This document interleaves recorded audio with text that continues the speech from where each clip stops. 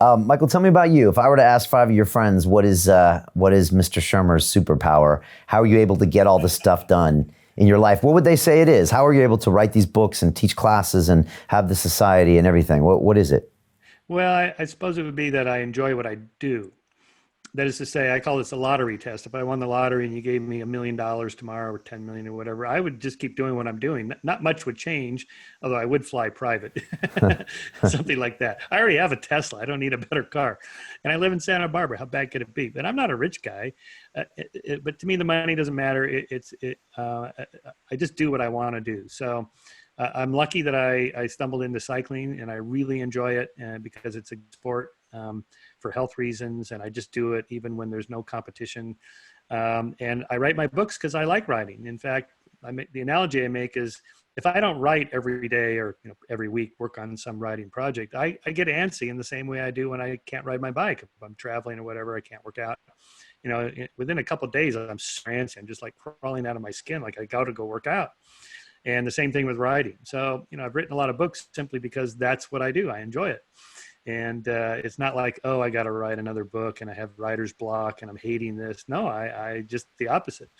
And then finally, I guess I care about what I'm writing about and what I'm doing. That is to say, I care about not just science, but humanist values of moral progress, civil rights, as being driven by problem-solving technologies like science and political science, economic science, and so on. These are fields that develop to solve particular problems that make human life better, medically better, health-wise, longevity, prosperity, but also moral progress. All this comes about, I argued in that book, The Moral Art, was due primarily to these Enlightenment values of reason and rationality and science to solve not just physical problems, the steam engine or whatever that makes economic progress possible, but also moral progress.